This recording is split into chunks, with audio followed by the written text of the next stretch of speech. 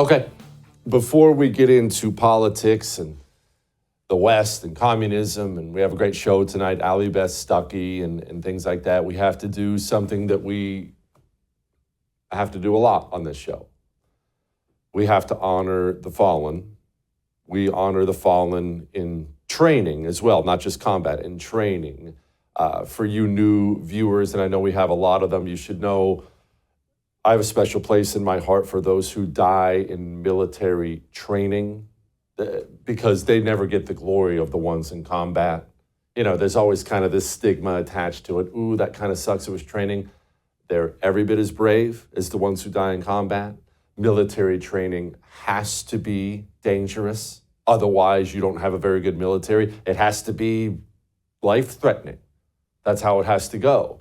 And so when people do training exercises, things happen in training, things happen in peacetime, and they give their lives in service to this country, they are heroes as well, and their names deserve to be heard, and then their names deserve to be remembered. We lost 2 naval aviators this last weekend, Washington State last week. It was a training exercise, and we wanted to give out their names here because it's been finally released. Lieutenant Commander Lindsay Miley Evans and Lieutenant Serena Doug Wildman. Both of them were 31 years old. They lost their lives, gave their lives in service to this country. And it's actually, I was about to say it's funny. There's nothing funny about it, but it's ironic, I guess you should say. Last week when I was in Montana for my father's funeral services and things like that, there was an aviator there. I'm not going to say which branch. We don't have to get into that, but there was an aviator there, someone who does exactly what these ladies do. And he was discussing with me, we had some time to break bread, their training and the things they have to do for training, things that are crazy. I'm not a nervous flyer or anything like that, things that just made me sit there. Just listening to him describe the kind of training they have to do made me go, oh gosh. It's a very dangerous profession, and it has to be a very dangerous profession. And we respect these ladies, respect their service, respect their sacrifice. Please say a prayer for their families, okay? All right, now let's shift gears to politics. It's been a fascinating campaign to watch. The 2 different campaigns, the Harris campaign versus the Trump campaign. It's been fascinating. One, Trump, how open Trump is. And this can burn him too, remember, because Trump, you either kind of love him or hate him. Most people do. I'm not really like that. I don't feel that way about any politicians, but most people love Donald Trump or they really, really despise Donald Trump because he has such a strong personality. He's so unapologetic about who he is, what he believes. So there's that. But Donald Trump is doing everything. I have never, ever seen, in fact, there has never been a Republican presidential campaign that has operated the way the Trump campaign has operated, meaning he's going on podcasts and things that I've never heard of, but ones my sons have heard of. Kind of these younger podcasts, not even necessarily political podcasts. You name it, Donald Trump is doing it. Remember, he showed up in a completely hostile environment to the Association of Black Journalists. He's showing up in barbershops in the Bronx. Donald Trump, to his credit, is bearing his soul and laying it all out there, reaching everyone he possibly can. Then there's Kamala Harris. And this kind of leads me to our conversation for tonight, which is much, much bigger than the Kamala Harris campaign. It's about you and me and who we share a country with. Let's use this as an example. I want you to picture something. I want you to picture you're walking through an asylum, where they keep crazy people who are having mental health issues. We used to just call them crazy people. But I want you to picture an asylum. And you're walking down the asylum and you have all these people are yelling and screaming. It's an asylum. It's the way things are. And you look through the window. You walk up to one of the cells, one of the holding places, and you look through the window and there's a man in there. He's in a padded room. And he's in there talking about the most insane things in the world. He's claiming he can fly. He's claiming he is Jesus reincarnated. He is claiming that the color green is poisonous. And you're sitting there saying to yourself, as you watch him, that guy's insane. Why? Well, he has created a reality in his mind out of nothing. He lives in a world of make-believe. So you have this guy pictured, right? You have him pictured in your head. Here's the reality of life for you and me right now in the year of our Lord 2024. We share a country with a lot of people, not one man in a padded cell, with a lot of people who reside in a world that is just as unreal as that made-up guy in the padded cell. The American Democrat resides in a world, not of bias, not it's shaded to the left, entirely of make-believe. The average American Democrat believes Donald Trump told them to inject bleach during COVID. It's on camera. It doesn't matter that it's on camera. That's not what he said. The average American Democrat believes that. The average American Democrat believes Donald Trump colluded with Russia. The average American Democrat believes Donald Trump called Nazis very fine people. These are a couple small examples. The average American Democrat believes George Floyd was killed by Derek Chauvin in Minneapolis. They believe these things. They believe them all the way. And I could go down the list. They believe things that are simply factually wrong. They live in a world of make-believe. But why? Well, here's why. Remember, the American communist is a herd animal. This is a mistake people on the right make. Maybe you have made this mistake. I certainly have made this mistake in the past of believing that everyone wants to be free. Freedom is great. Surely this is something everyone wants. That's a complete lie. Lots of people want it. You want it. I want it. A lot of people don't want to be free. They want to be taken care of. They want to be part of a herd. They enjoy the safety of the herd. They want to be told where to go, what to think, what to eat, what to drive. But there are a lot of people who are built that way. We call these people Democrats. And once you become part of that herd, you can be led in any direction the shepherd wants to take you. And you're happy to be led in that direction because at least you have the safety of the herd. Democrats understand, because of their control of the media and their control of the education system and their control of the entertainment industry, they understand that they can build the world of make-believe around their voters. They do it all the time.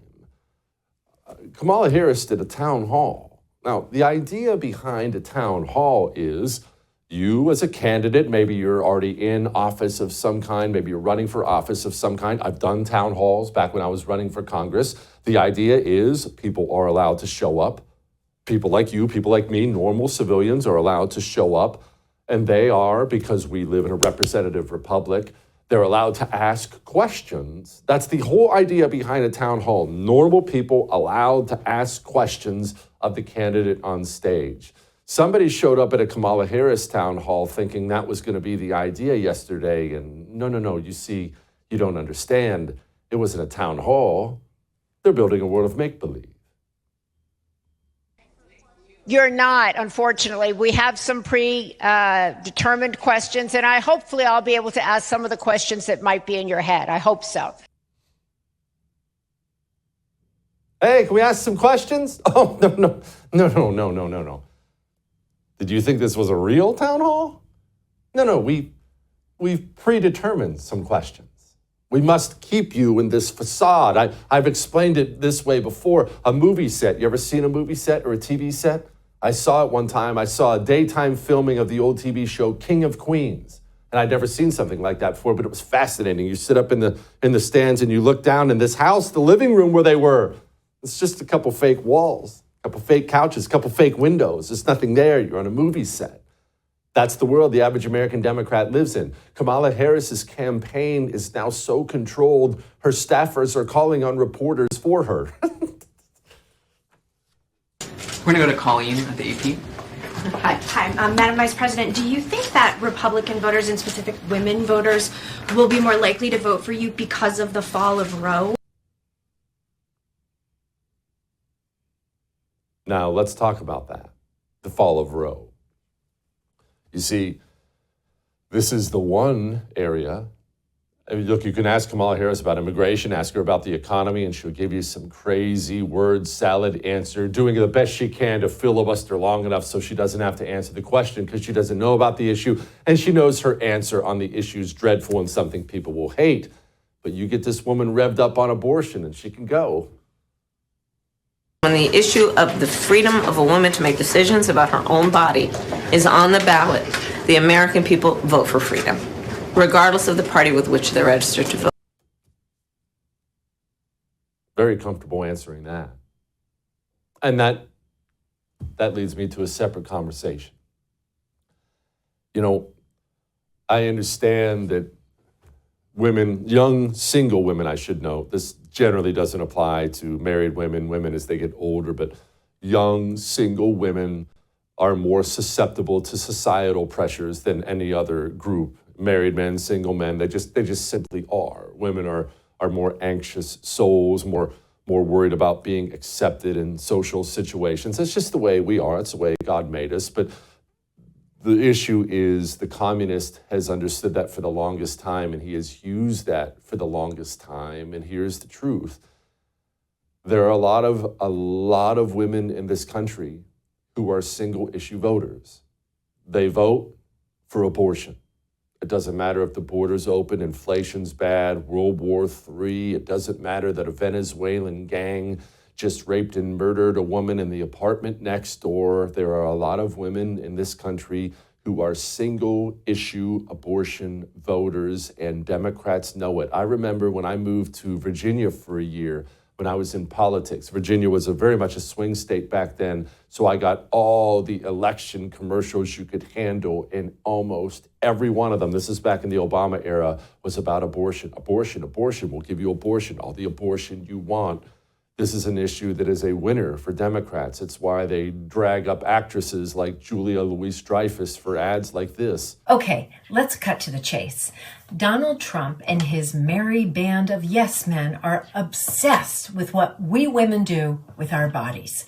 They want to reach into our doctor's offices and our bedrooms to control our access to birth control and IVF and, of course, abortion, even though they wouldn't know a uterus if they had to crawl out of one for a second time. I don't know about you, but I'd really like to get the government out of my Lovely. Don't roll your eyes, though. Look, you can hate that, and I do, but don't roll your eyes. The truth is, there are legions and legions of women in this country and frankly in the West who are more than willing to burn down all of Western civilization as long as they're allowed to continue murdering their babies. We see it in poll after poll after poll. There's a reason they run ads. There's a reason Kamala Harris talks that way. There's a reason they drag up actresses to talk that way. Owen Schroyer, who I'm a fan of, went to a college campus recently, and don't think this is just a couple random college kids. This is, the polling shows, this is how young women vote in this country. What do you like best about her plan for America? Well, reproductive rights for women, for starters. And why do you like Harris? I just like what she stands for. I like her as a person. She has personality. She's nice, and she believes that the majority of people should have rights. What views of Kamala's do you like? Probably like abortion policy views. Abortion? Any other issues that are key for you? Not really. Just abortion is the main issue? Yeah. So, allow me to speak to the communists who hate watch this show. Right? Everyone else gets it, but allow me to speak to the communists who hate watch this show for a moment. You communist ladies who maybe vote that way. I know you love abortion. I got it. Obviously, I disagree with you. I got it. I understand. I understand you've been getting conditioned to love it. I get that at all. But you better hear me here. You really, really, really don't understand what it's going to be like for you if Western civilization falls. I know it sounds so nice, but do you understand what happens to women in particular when civilized societies crumble? Maybe put away the TikTok videos for just an hour pick up any book about a civilized society in the past that has crumbled and how it goes for women. Maybe consider that next time you walk in a voting booth and vote for Democrats so you can slaughter your baby to get drunk at spring break. All that may have made you uncomfortable, but I am right. I would thank you for coming to my YouTube channel, but I know how brilliant it is, and I know you love it here. So subscribe and watch. We're going to start really ramping things up and putting some funny stuff, some interesting stuff out there, some collaborations. Either way, my YouTube channel is officially the place to be. So stick around.